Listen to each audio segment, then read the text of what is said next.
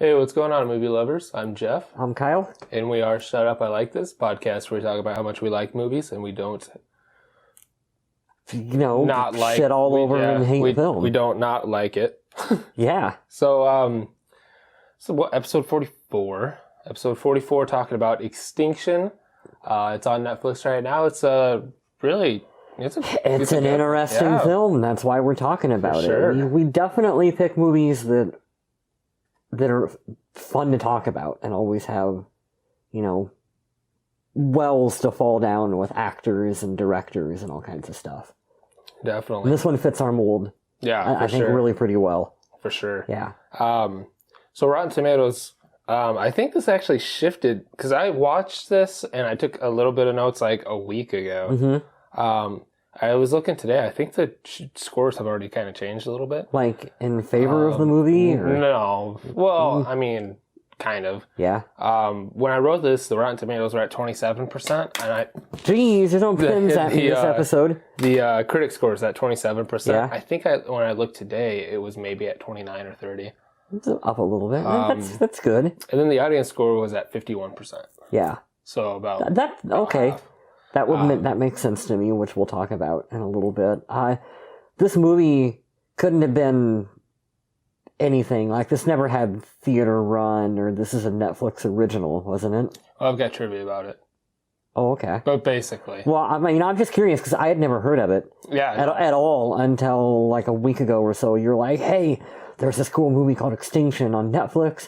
I think it's Shut Up, I Like This worthy. You should watch it. Definitely. Yeah. I think that, kind of helped it too, because I'm tired of, you seeing trailers, 7 trailers, you're seeing shit online. Yeah. Kind of ruins the movie. Mm-hmm. We'll talk about the twist here in a minute. I think we'll kind of deal with that first, get that out of the way. Spoiler alert, we have to kind of discuss a big plot point of the film. Yeah, we're going to. This is one of those instances where maybe you should pause the podcast and look at the trailer and be like, if I want to watch this, you should watch it and then come back and listen to the discussion, because I think you're better off going into Extinction blind. Yeah, for sure. I think so. That's what I think has going for it. I didn't see any trailers. I didn't see any promotional stuff about it. Yeah. It just popped up like recently added. And then I was looking through and Extinction first caught my eye. And then Michael Pena and Lizzie Kaplan, and I was like, okay, that's kind of interesting. So Cage. So I just added it to my watch later. And then this actually won, for me, won over How It Ends, another post-apocalyptic kind of sounding movie on Netflix. It was added about the same time with Forrest Whitaker. What's that one called? How It Ends.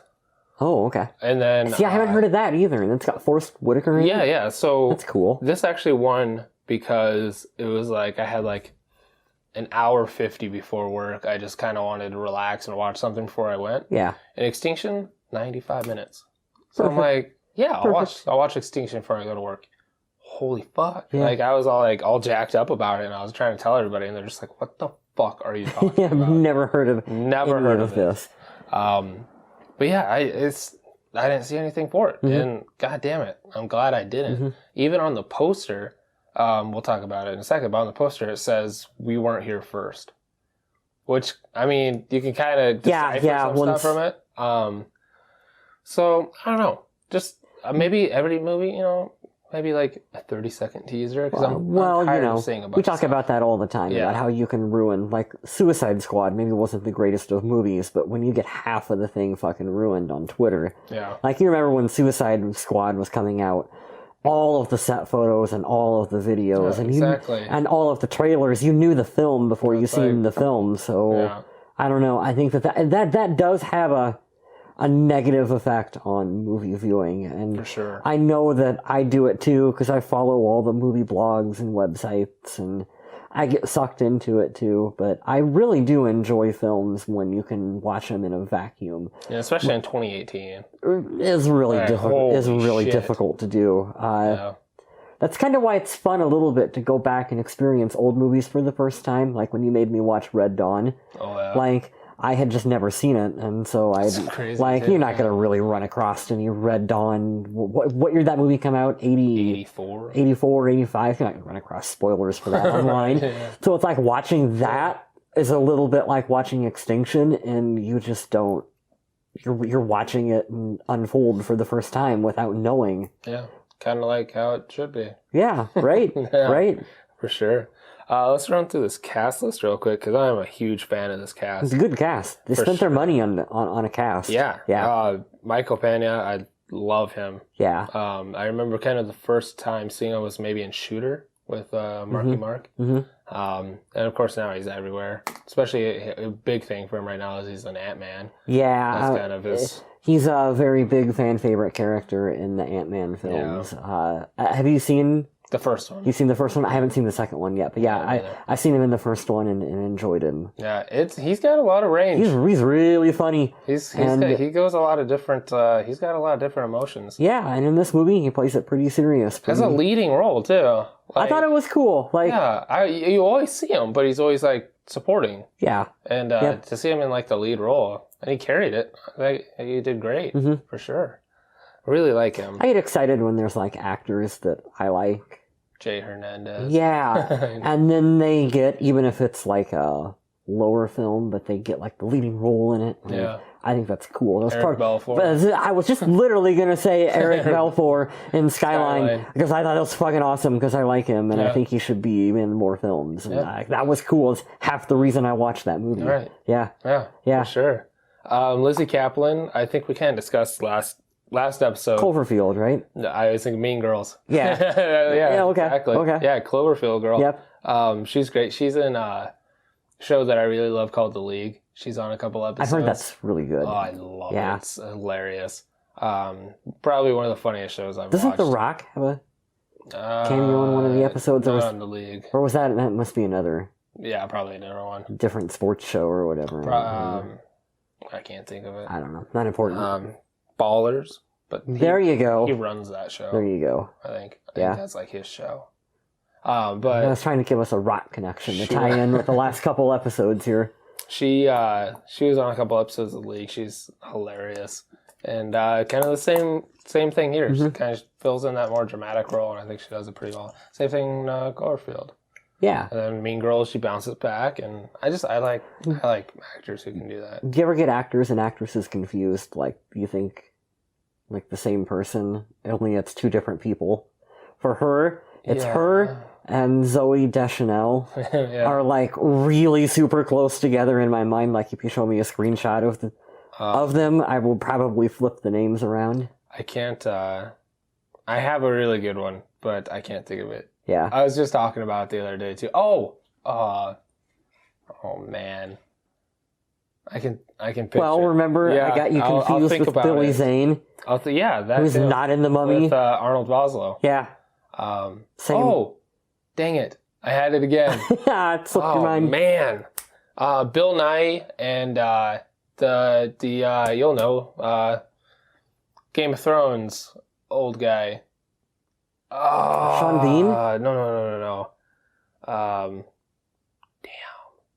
Damn. He's in Last Action Hero. Oh! He's the guy with the eye. Oh, fuck. Without IMDbing it, I can't remember his name offhand. He's in Game of Thrones as whatever, but him and Bill Nye always get mixed up because I always think that he was in Underworld. Right, but he's Last Action Hero. Yeah, okay. Yeah, I get it. Dang, I can't think of his name. You know the Super Bowl that the Seahawks won? Yeah. I missed like the first quarter of it because I was watching Last Action Hero on DVD instead because I thought I had enough time to watch the movie. That's like the best part. You missed the safety and. I know, right? Everyone's like, "Did you watch?" I was like, "No," because I was watching fucking Last Action Hero because it's great. We downloaded Pluto TV. Yeah. It's for free, and Last Action Hero's on there. So we watched Last Action Hero on Pluto TV like maybe a week ago.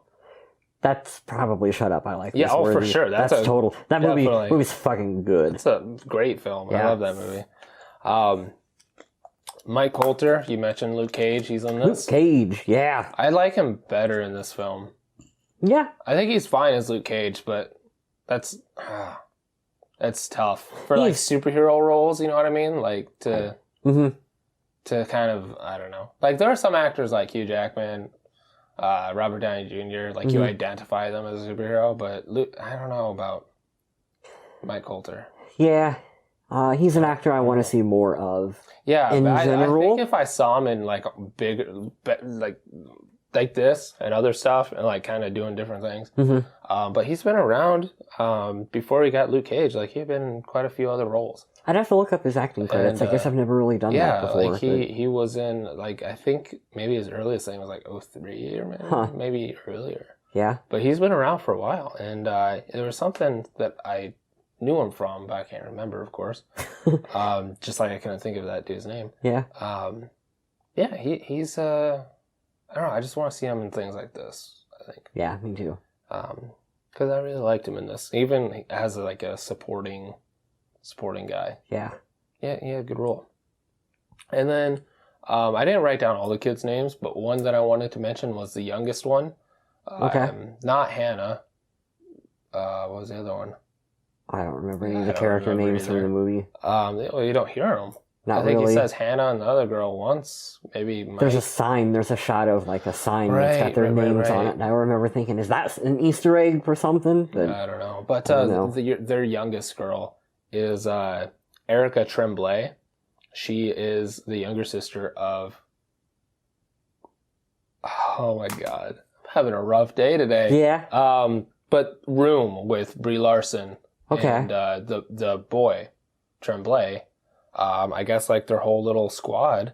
That's cool. Bunch of little child actors. That's cool. That's cool. Yeah, I can't remember. Oh my gosh, this is gonna be a rough a brain farty episode for names. for sure. Yeah. I'll remember at the end though, and I'll just blurt it out. Cool. Directed by Ben Young. We looked up some of his stuff. Kind of his first thing. Yeah, he only had 8 directing credits. It looked like 2 of them were films, his 2 most recent ones.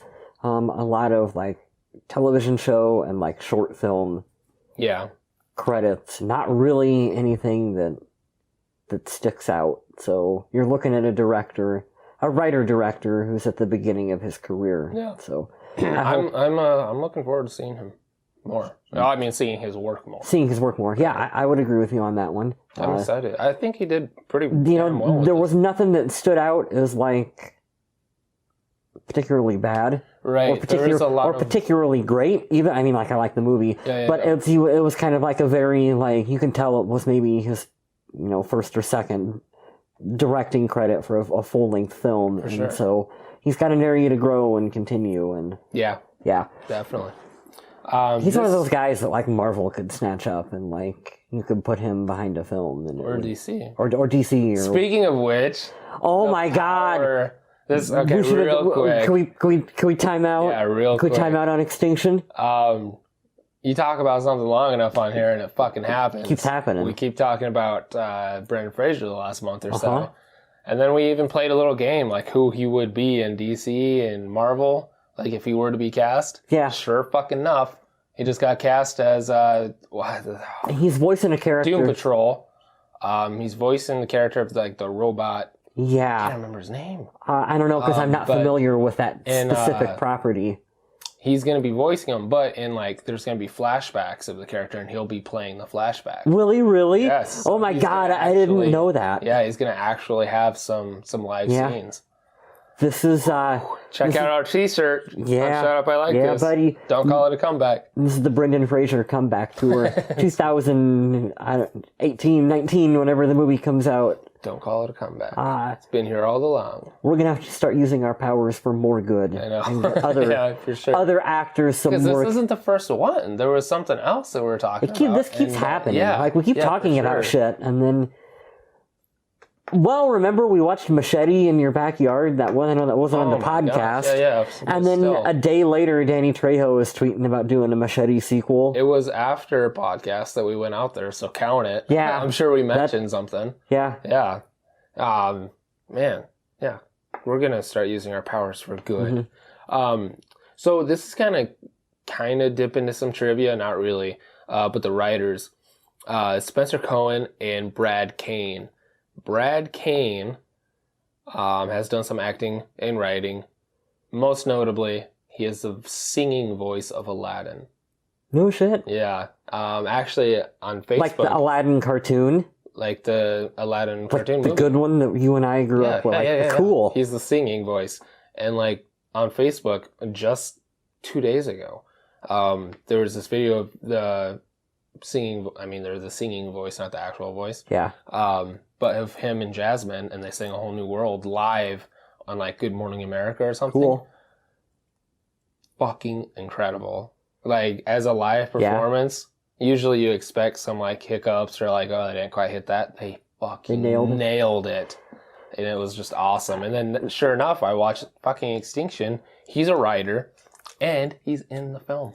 He's in the film? He's in the film. Who?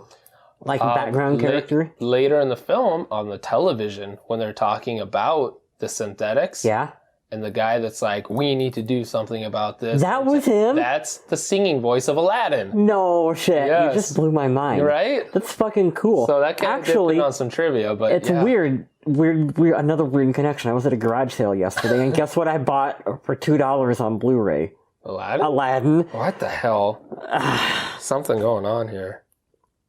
Yeah, Brad Kane. That's really cool. Super cool. Yeah. Yeah. What a weird poll. He's doing a lot of writing now, I guess. That's neat. Yeah. The other big thing was he's been doing stuff with Black Sails. So that is a TV series I desperately want to get into. Yeah, I really want to get into. I've heard nothing but good things about Black Sails. I just finished Deadwood, and now I'm being forced to watch Justified. Yeah? So I'll have to finish that Justified? first.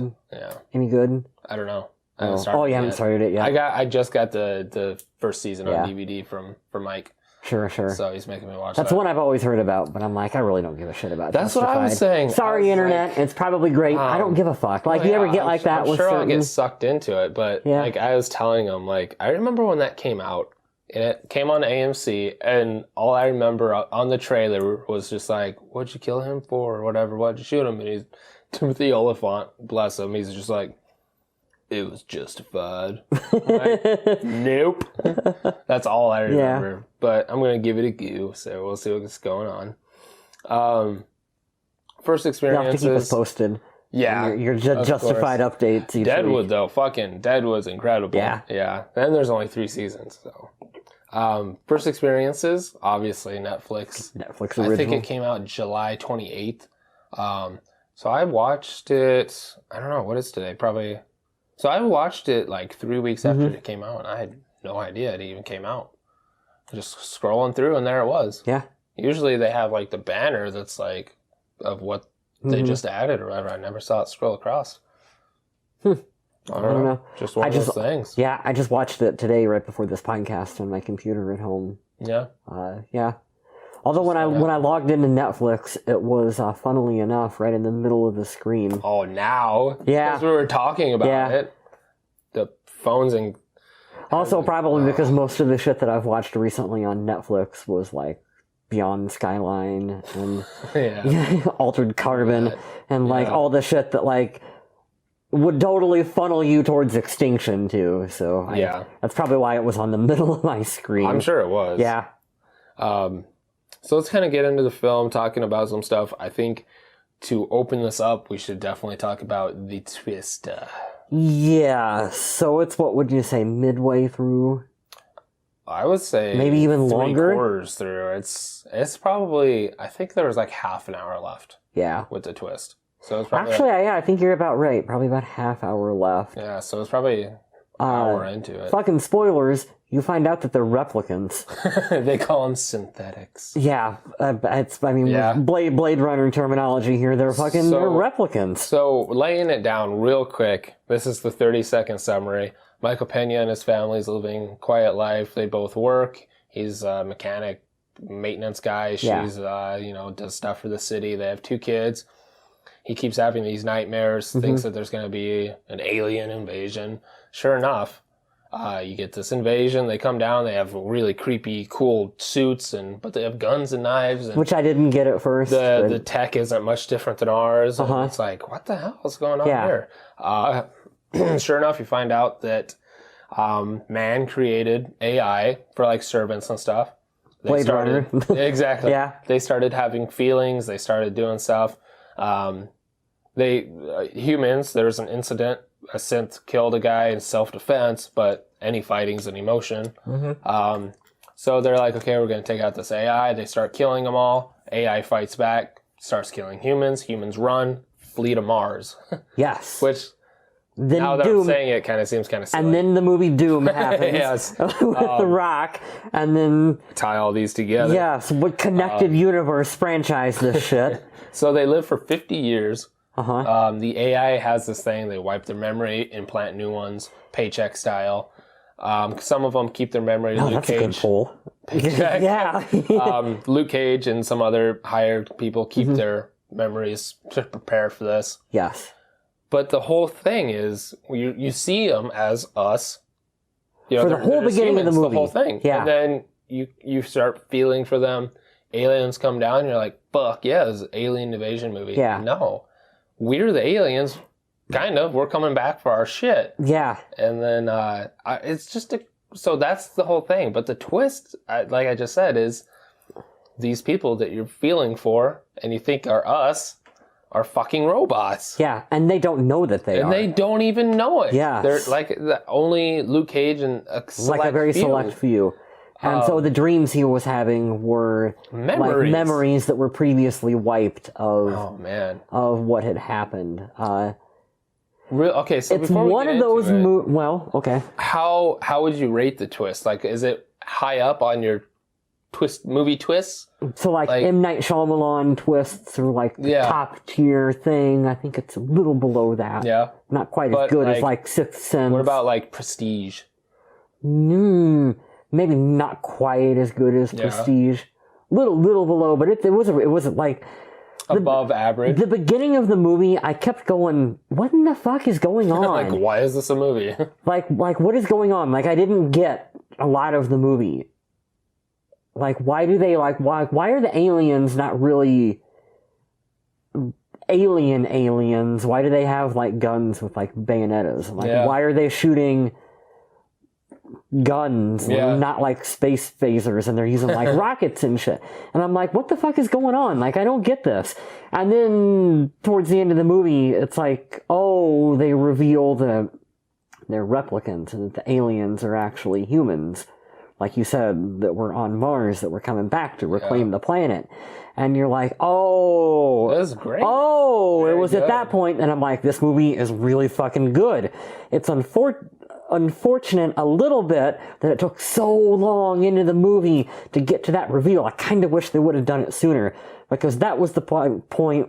Like, I was kind of a little bored with it. Yeah. And then as soon as you're like, why did Jeff like this? Yeah, and then as soon as they hit like that reveal, then it's like I would lean forward on the computer desk. And I'm like, this is really fucking good. Now I want to know what's going to happen next. For sure. Yeah. Yeah. It was good. That made the movie. I love the scene. Yeah. The scene that they did to... You don't know what you are? Oh my god, that was so good. Yeah. So, she gets like shrapnel or something, or cut, whatever it is. And you find out it's a human. I can help her. We know everything about you, blah, blah, blah. And then he goes in, takes a pocket knife, and just stabs into the wound. Mm-hmm. And, Michael was like, dude, what the hell? Out. Like, you can't do that. You don't stab my fucking wife. And he slices it open, pulls it back, and you see, like, the fucking electrical computer-looking shit. And it was at that point that, like, I was watching it, and I was like, did I miss something earlier in the... What the fuck? Like, have I not been paying enough attention? Like, what the fuck is going on?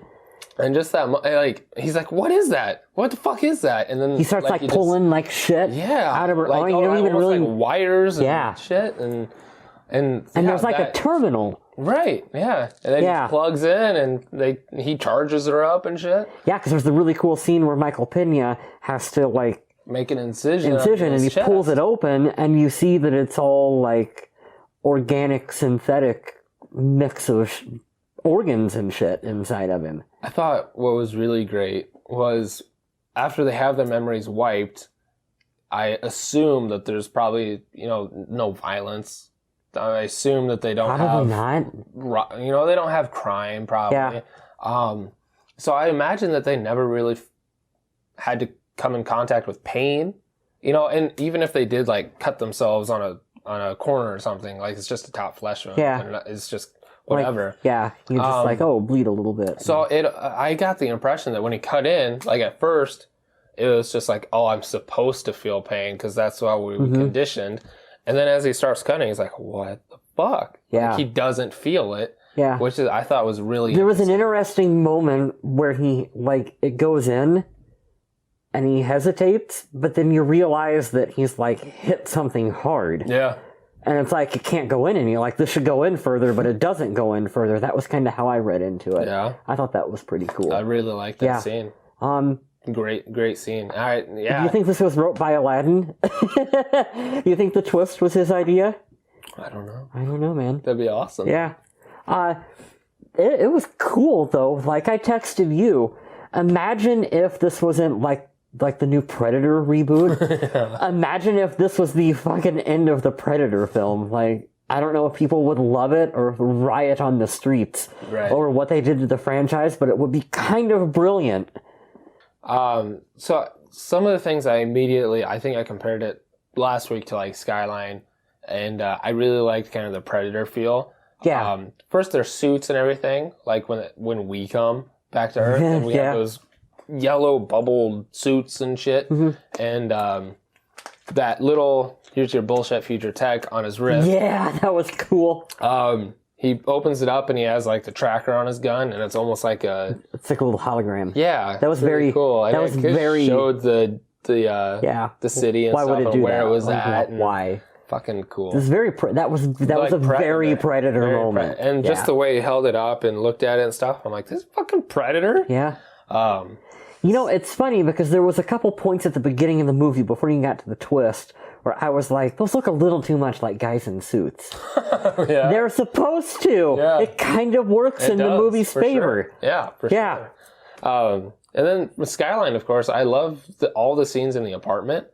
Not only because it reminds, like, the lights shining in through the windows and some very Skyline-y, but the way that going back to the directing, the way that he played with the colors and lighting in the apartment. The yellow lighting I and really stuff. liked it. Yeah. I was a huge fan of that. Yeah. In the hallways, the yellow lights came on. Once you got into like the rooms and stuff, it was more like a greenish tint to it. And I just really liked that contrast. There was that red tent in the elevator. Yeah, I thought that was pretty cool. I really liked that. It's almost like a stop, slow down, go. Oh, yeah. Yeah, that's... Oh my god, right? Yeah, that's kind of cool. You're stopped in the elevator, they're slowed down in the hall, and then throughout the rooms, they're kind of free-flowing. Yeah. I'm sure we just made that up. Maybe not. But who knows? I'm sure they'll take credit for that. Oh, yeah, that's what we were... totally what we were going for. As they straighten the tie. Yeah. Aladdin puts on his vest. I did think that maybe Skyline was a little more visually interesting. Well, yeah. But fucking you know, CGI guys. Yeah, there's like top guys who have loads of experience with CGI. Cheating. So if we're comparing the two flat out, like I think that Skyline gets a little bit of the nod. But I wanted to point out that for a lower budget movie, we're at the point where effects are so cheap and cameras are so HD that even lower budget movies look great now if they have any kind of competent people behind them. That's the worst part, though. Yeah, so the scene where they get to the roof of the building and they look out and it's like the ruined cityscape looks really convincing. It looks good, but then when you put them in front of it, you get that green screen contrast. A little bit, but I wasn't really turned off by it. I wasn't turned off by it, but it's noticeable. Yeah, I don't know, but I guess I wanted to kind of compliment him for I thought that for the scope and probably the budget that they had, anymore movies look really damn good. Like you almost got to try to make a shitty looking film. Yeah. You really do.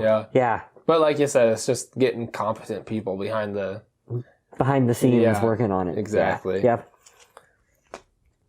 So some things that I wrote down, I have some quotes. Right off the beginning, this kind of, I almost like, what the fuck am I watching? He wakes up from one of those memories. And she's laying there, she's awake, he woke her up. She's all pissy, but you want to know something crazy? A wife goes insane from lack of sleep and pushes him out the window. I was like, what the fuck? Yeah. Like, even joking, I'm like, excuse me, bitch? Like, you're not going to push me out the window because I woke your ass up. I'm sorry. I did like, it was a very small scene when he goes to the health wellness center and he's sitting in the waiting room and this guy's like, you see him too? He's like, he says, we're not crazy. I just need this to stop. Yeah. I thought that was really kind of, I liked it a lot. Good foreshadowing. Yeah. And, I don't know. I just like the way that scene kind of felt. And yeah, I don't know. Yeah, I liked know what it. you're going It's for. just a small little tidbit. There was a moment that stood out. Yeah, for sure. For me, too. I think I got 2 more quotes here.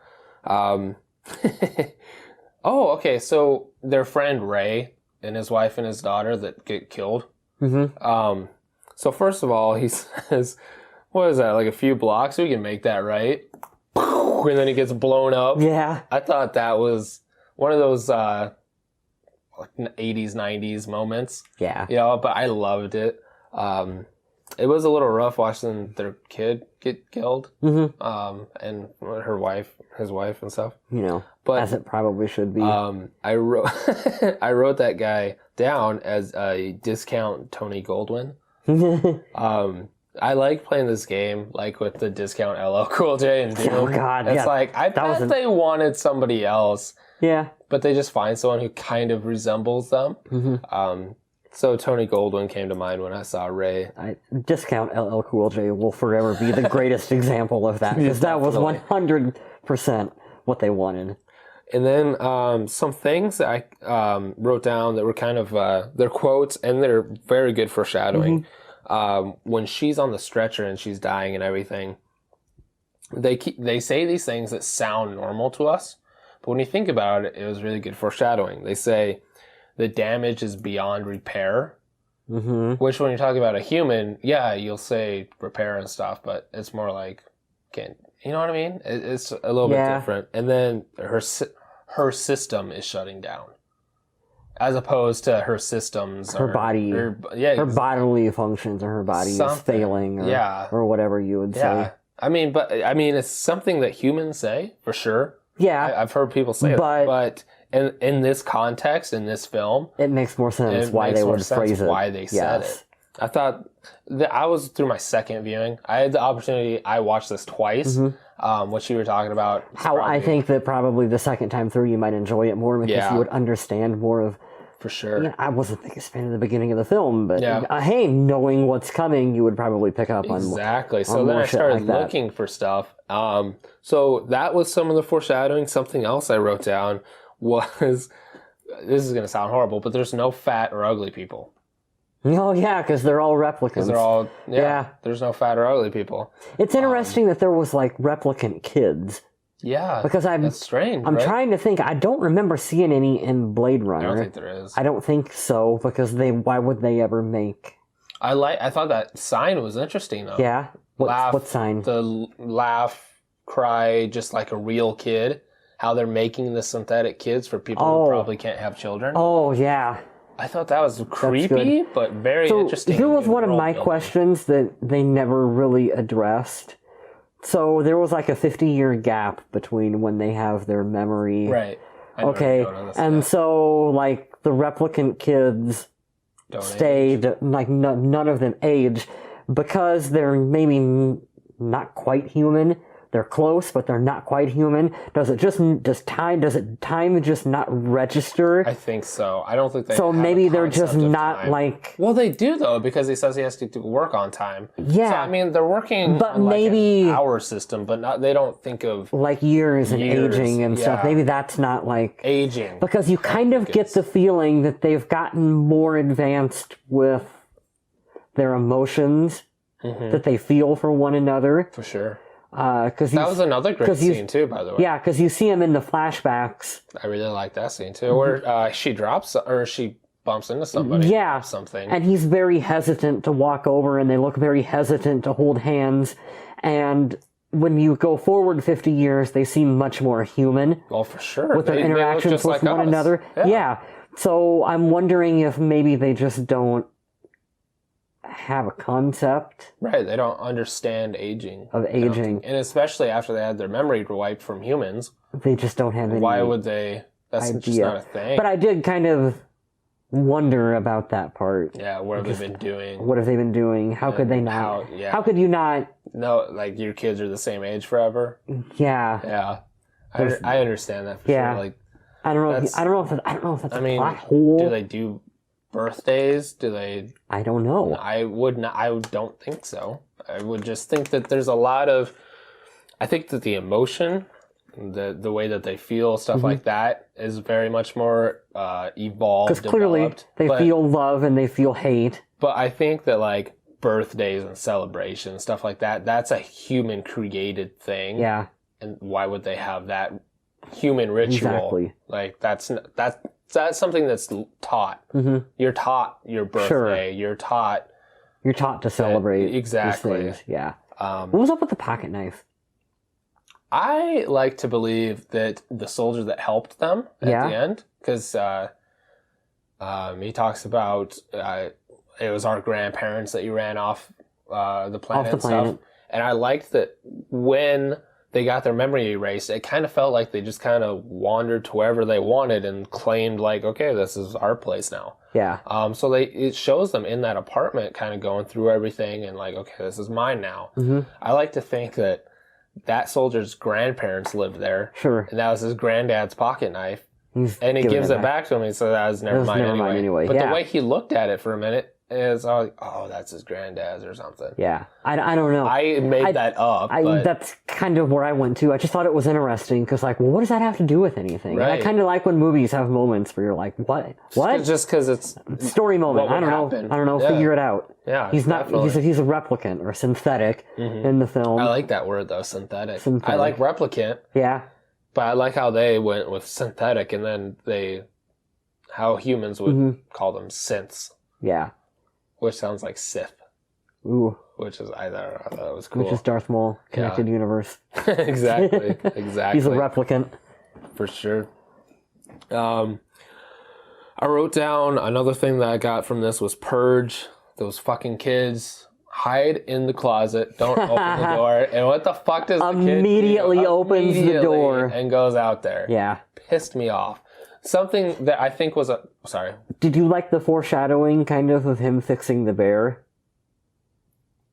Oh, so the bear was broken, and he takes the bear apart, and he's like, I can make it talk again, and he makes the bear talk, and that's kind of foreshadowing of later on in the end of the film when he has to open himself up for his wife. Interesting. To fix her, to bring her back. Little foreshadowing early on in there. The other probably kind of why they made a big deal out of the bear. Right. The other foreshadowing that I picked up the second time was when he does go out. She's hiding on.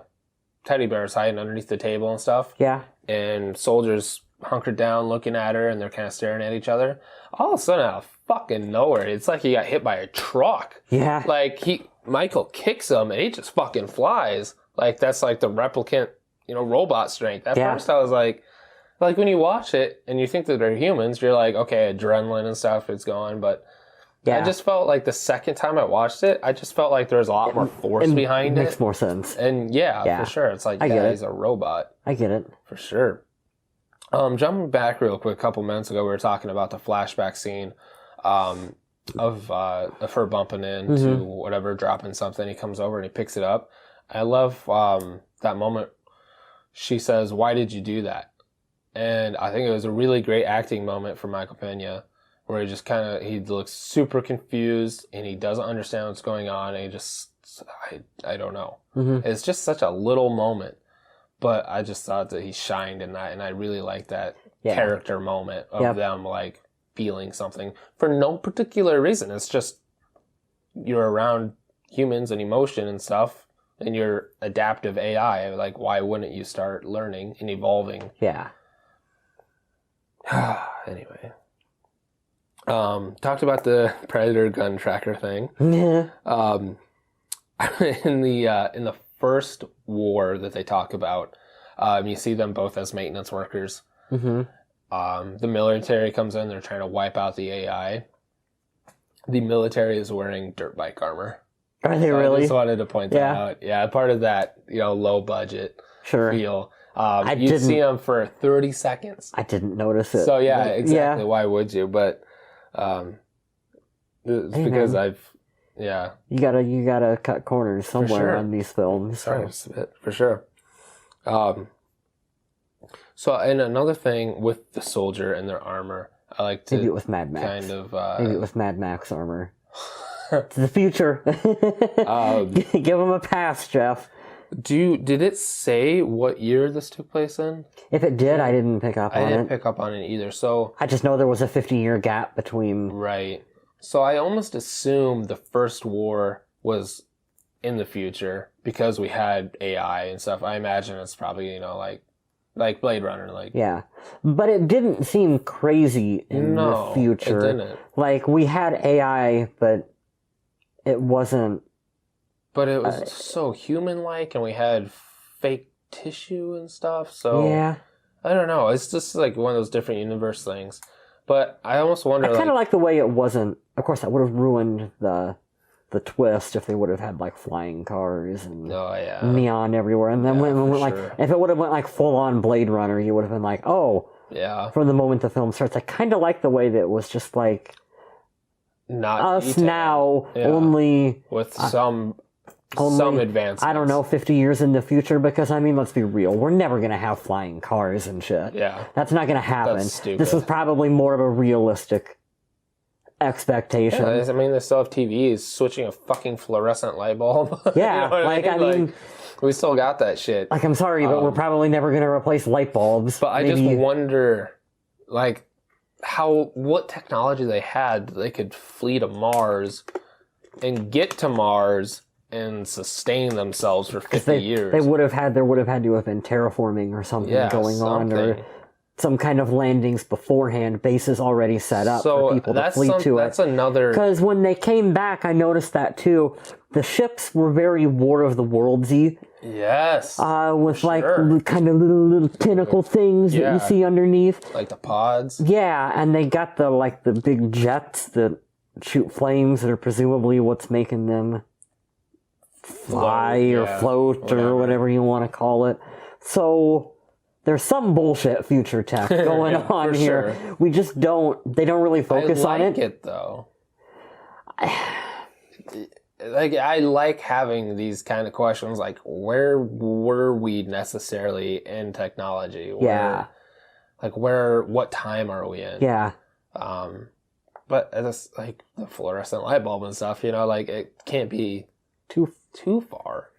But then you also think that, like, well, maybe shit ain't going to change that much. Yeah, regardless. It's a light bulb. But then you also think, I mean, like, look at the 1900s compared to where we are now. Right. And how different. In only 100 years. In 100 years. So what's it going to look like in another 100 years? Is it going to look like Blade Runner? Are we all going to have cybernetic body enhancements and shit? Probably. I don't know. Yeah. I don't know. I bet we could. These are fun questions. This is why we write fictional content, is to answer these kinds of questions. Just kind of give us that food brain. Yeah. Just to play with. Yeah. You watched Walking Dead for a while. I have fallen off the Walking Dead bandwagon. Yeah. I think a lot of people have. But yeah, first season, pretty stick with you a little bit? First season is probably my favorite season. That one's really to the point. And I really liked, I don't know if it was an homage or if it just kind of happened. When they do get to the factory and they're banging on the door, nothing happens, and let's try something else. And when they're about ready to leave, and it's just flat white light opening up, and they're just standing there. At the end of season 1, when they get to the CDC. And they're banging on it, and they're getting ready to leave, and then it opens, and it's just a bright light. It was just like the exact same thing. It's a fun coincidence. Yeah, I really liked it. I don't know if that was on purpose or not. Who knows? We've just seen too much shit. Yeah, right? Like, that happens a lot, too. You make connections between shit that there's not... But that was a great shot. Yeah. It immediately reminded me of CDC. Walking Dead. Yeah. Yeah. And it's been, 8 years since I watched season 1. This is the first season of Walking Dead. And it's only, 6 episodes? I think like 8. Maybe 8? I think it's only like 8. Yeah, it's short. It's definitely under 10. In terms of like the first seasons of TV shows, of like if you want to rank like the best first seasons, Walking Dead season 1 is... That was Frank Darabont. That's why. Is definitely top 10. Like I think it ranks top 10. I think it ranks somewhere up in there. Yeah. Yeah. But even shows that like... would be fun. It would be fun. It's interesting, though, because I think Walking Dead started out strong and kind of... It's petered off. Exactly. You can say that. You're not. Then you watch stuff that's not a hot take at this point. Yeah, you watch like Breaking Bad. I was just gonna say isn't... Breaking Bad season 1 is good, but it doesn't get Breaking Bad not top 10. But it doesn't get Breaking Bad good, and fans of the show will know what you mean when you say that until like season 3. Yeah. From like season 3 on is when there's those fucking badass moments, but they're so far and in between until season 3, and then it's just like you're on a fucking cocaine ride. Then you're on a roller coaster and you're going full speed. Yeah. Here's an idea to spitball. We could I guess it doesn't fit with the IMDb ratings, but the season 1 of Walking Dead is short enough that we could like binge watch all of it in a day and do an episode for each episode. Well, no, just do like an episode of Shut Up, I Like This about season 1 of Walking Dead. We've never done a TV show, and that one would be... Yeah, for sure. It would be fun. It would just be fun to talk about... Especially 8 years later. It was what, 2010, right? Yeah. I don't remember. Because it was like a year before I graduated. Yeah. Because I remember that, because that was really cool, because that was on... AMC aired that on Halloween. Yeah. Halloween night. Until, at the end of November. Yeah. Or end of December. Not even. It was short. If it was on Halloween, though, it would have started and went through November and ended in December. Yeah, okay. Yeah. Because I remember watching all of it. I'd never heard of Walking Dead. Me either. You can't be plugged in on everything, folks. Yeah, even still, like, after watching all those seasons, I only have read the first issue. Couple books. Yeah. You know, like, I read the first issue on my Kindle, and it's really good. Yeah, it's really good. I know I would love it if I get into it. Time-consuming. But yeah. And there's so much more now. We talk about this all the time, too. You have to learn too much. And you have to learn to split your entertainment hours accordingly between, do I want to watch Justified? Do I want to play Spider-Man on PS4? Exactly. I want to watch this movie for this podcast, and then I'm going to write. Yeah, do a magazine. Do another podcast. Like, you run out of hours to do everything, and so sometimes you kick out shit like Walking Dead. I know it's good. I know I'd like it, but... Yeah. How did we get here? I don't remember. Oh, the door. CDC. The door scene. That was a good tangent, though. That was a good conversation. Yeah, really liked that one. You got any, like, kind of final thoughts or anything that you want to get out there? I do wish that the twist would have came a little bit sooner in the movie.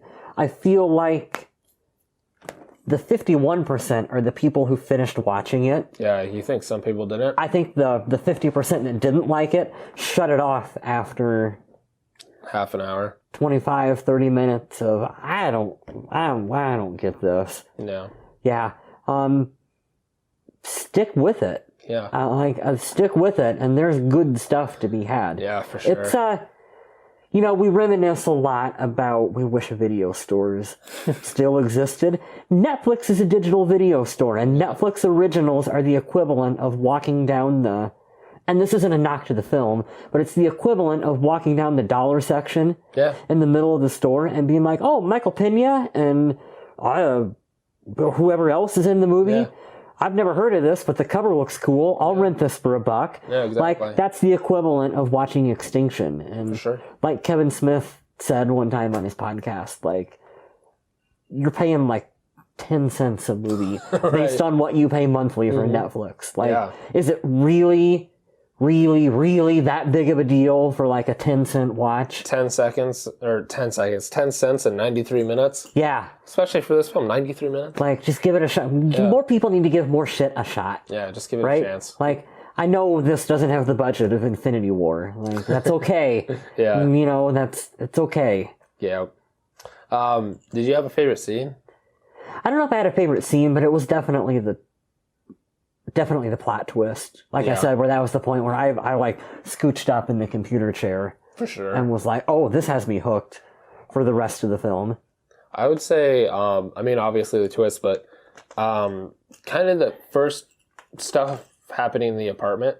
Yeah. I liked the skyline look where it comes up into the window and shines lights and stuff. But the first time seeing what the soldiers were, like with that armor and the glass reflective mask and shit. Yeah.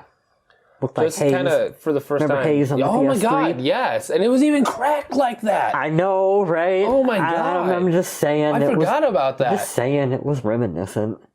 It was, but it was. Oh my god! Yeah, oh my god! I know. Whoa. Anyway, a little different because in Haze they didn't have the. Still. But there was the close enough. But there was the scene where you seen the gas. Yeah. I mean, it's never really explained what that is, and I don't know. I think it was something because he talked about they weren't sure if they could breathe, so it was probably some kind of respirator. Yeah, which was a cool little. I like cool little writing beats like that. They didn't have to toss that out there, but of course, they've never been on Earth. They've been on Mars, and it's a different atmosphere, and it's happened before they were born. Lower atmosphere, so of course, can they breathe? They're Superman. Like John Carter. Right. Reverse John Carter. Yeah, reverse John Carter, they've all got asthma things because they can't breathe. Definitely. Yeah. Final thoughts I would just say is give it a chance. Like you said, I watched this. I had a little under 2 hours to kill before work. I just wanted to kind of chill out, relax. Watch a thing. Watch a movie. Yeah. Turn it on. I ended up fucking really liking it. And the ending I thought was kind of cool too when they said this isn't over. Are you thinking sequel? You think they'll do it? It's a Netflix original. I mean, I don't know what they have to do to break even, but honestly, it can't be much for a Netflix original to break even. Is that lightning outside? It might be. Especially anyway, got, like Luke Cage. Or maybe this is our alien invasion. Goodness gracious. It is happening right now while we record. My long-winded point was it can't take much for a Netflix original to break even, so sure, they can do a sequel. Don't even have to have the same cast. Hey. I mean, it should. Yeah. It should, but it doesn't have to. See, like that thing like Skyline Cloverfield, how they are different? Yeah. It fits, though, because it's a universe and they're telling different stories. But with this, I don't know. I think it needs to be a little more. I need more Michael Pena. Yeah. I want more Lizzie Kaplan, and I want more Luke Cage in that role. I think it'd be awesome. You know, they're actors that are good, but maybe not in the highest of demand. Like I don't want to knock them. Do some Netflix shit. That sounds like I'm knocking them. I'm not. I love all three of them. Mm-hmm. But I'm just saying they probably got free time that they could do an Extinction 2 for a reasonable amount, I would think. Yeah, I'd be down for that. I kind of got giddy at the end when he said that. I love when I'm a sucker for stupid setups for sequels. Like oh my god, the end of Mortal Kombat. Okay. And it starts thundering, and they go, "Whoa!" Yeah. I'm like, and then the music starts dun dun dun dun. When are we gonna do Mortal Kombat, Jeff? Soon, I hope. We really need to do Mortal Kombat. I love that movie. Yeah, I do too.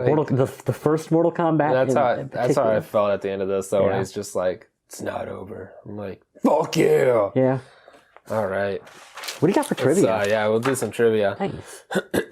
Do some trivia. This was shot in Serbia. Really? And it took 40 days. I never would have guessed. Serbia. Okay. Yeah. This is where we talked at the beginning how it was a Netflix original film. Kind of. This film was originally produced by Universal for a nationwide theatrical release. For undisclosed reasons, whatever happened, it was either bought by Netflix or they kind of switched. Okay.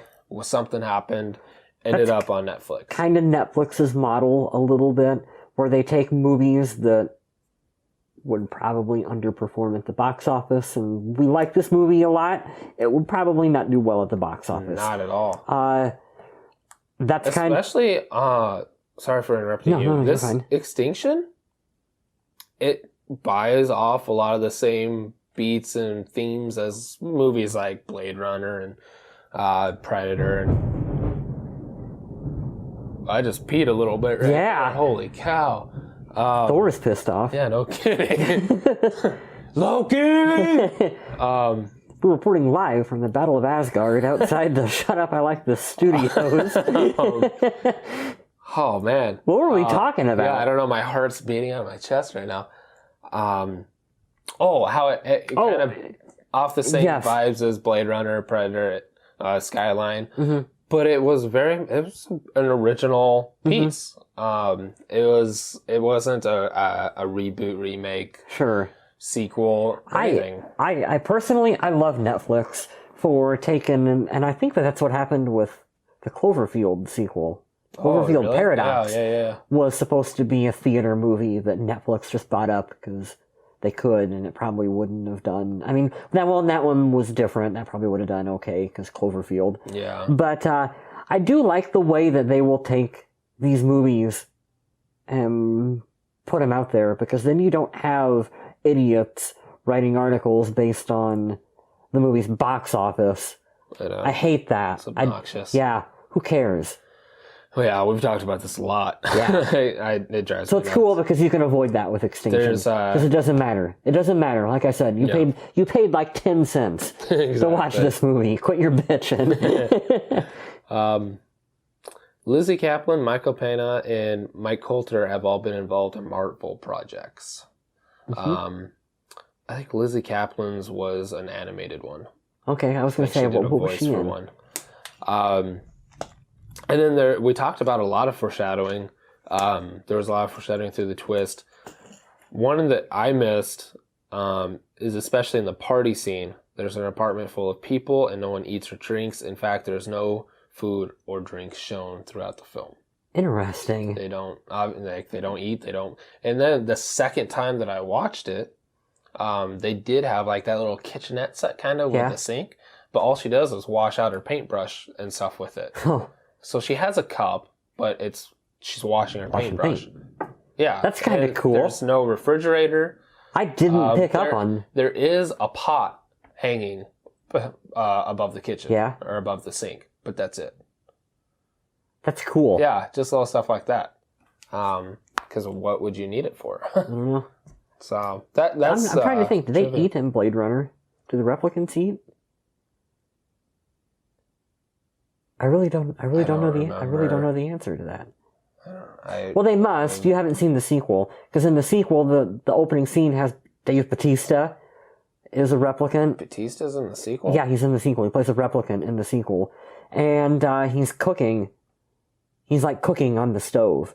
For somebody else, or for him? For him. Oh, really? So they must eat in Blade Runner universe. Someone let us know if you know. Does Rutger Hauer eat in the first one? I don't know. Maybe I don't know. Stupid little details like that would completely slip past me. Yeah. If I would have saw them eating, I would have thought nothing of it. Right? Because maybe, like I said, you looked at his heart, and his heart looked like organic, with like it was like a grown... It's like a Terminator. Like a Terminator thing kind of going on. So it's a robot with living tissue surrounding it. So maybe they have to have some nourishment, like RoboCop. Does RoboCop eat? Yes, he does. They had to feed him baby food. Oh my god, yeah. Yeah, remember they got to feed him baby food because they have to keep his organs and shit alive? Yeah. So I don't know what the lore is. We're probably thinking harder than the writers at this point. Does Terminator eat? Did he ever eat in the film? I don't remember seeing Arnold ever eat anything. I don't think so. No, because Terminators are the only organic part of a Terminator would be like his skin. Yeah, the skin. Maybe not even the eyes. Well, the eyes have to have something over top of it, but it's like a robot eye underneath. Because remember, does Iron Giant ever eat? Yes, Iron Giant eats metal, Jeff. Have you not seen the cartoon? Let's just start talking about robots and what they eat. What's another good one? I don't know. I'm kind of running out of examples. Yeah. Does C-3PO ever eat? Top 10 robot food. I really think RoboCop eating baby food would be number one on that list. In the reboot, does he have to? Did they explain it in the reboot? I didn't like the reboot. Reboot was kind of dumb. I don't remember. I remember them showing us his organs and stuff before they put him in the suit. Yeah. Can you paint it black? That was the best part. That was them being like, hey, we know you were Batman. We know you missed on, like, saying the best line in the Nolan trilogy. Can you just, like, do us a solid, Michael Keaton? Yeah. Just toss this out here for us? Paint it black. Come on, DC. Bring him back. You got anything else you want to kind of say? I think we should do plugs. Different plugs for different things. You want me to go first? Yeah, you go. Podcast. I'm going to get you on another podcast. It is Attack of the Podcast, which you can find on SoundCloud, or you can go to my website at attackoftheblog.net.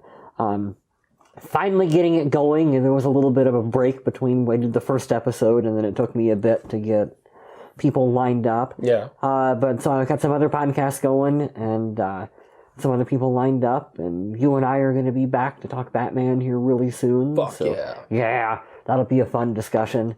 So check it out. What's some other stuff that you got lined up? So I got my friend Dorian that we did a 2-part episode on, where we just talked like pro wrestling because we were both fans of it and we both had a lot to say, and we just talked about the old days of how much fun it was during like the late 90s, early WWF versus WCW, and it was really funny because he's one of my Purple People podcast co-hosts.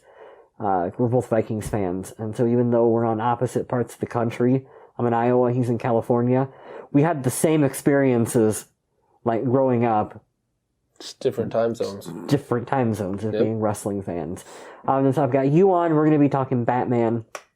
I have another friend who's a paralegal, and so she's going to be coming on. And we are going to be talking true crime. We're going to be discussing some of the Netflix true crime. Have you watched any of that I'm a Murderer stuff? Oh, yeah. Making a Murderer and Making a Murderer. Making a Murderer. What's the new one? The Staircase. I'm a Killer. I just seen that one. I haven't watched that one yet. So we're going to sit down and we're going to discuss some of that because she's got an interesting sort of like you and me watch that and we're like idiots. Get creeped out and don't sleep. Well, like you and me watch it and we're idiots. We don't know what the fuck is going on with the legal system. No. She can watch it and have more of an insight as to how that stuff works. So I'm really looking forward to that one. That'd be cool. And then I've got some other episodes lined up for closer to Halloween where we're going to be talking like paranormal. So really the whole idea with this show is that it's tailored to each guest and like what each guest wants to talk about. Sounds good. Yeah. I'm reaching out to some of my Twitter followers too. You got a bunch of fucking replies on that. Yeah. So I've got some different people on Twitter where we're going to be coming in and talking like Ghostbusters or like Tim Burton or just different stuff like that. So that's the whole idea. Sounds good. Yeah.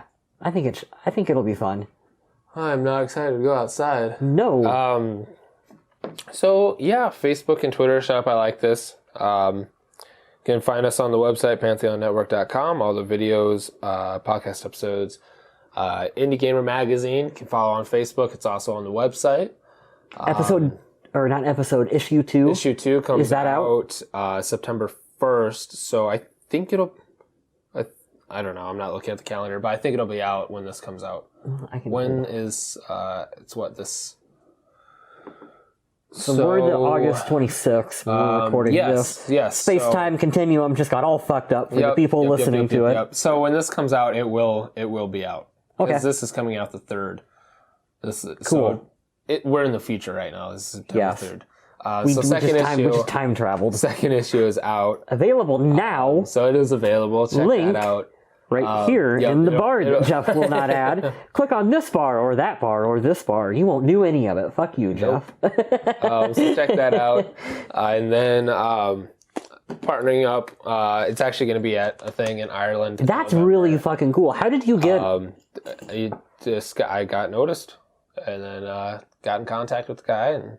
That's cool. Doing some other kind of writing stuff for him, but that's Writer's Game. So if you guys have a chance, you can check out the website, writersgame.media, or just follow Writer's Game on Facebook. Yeah. So give them a look. They're It's gonna be really cool. And then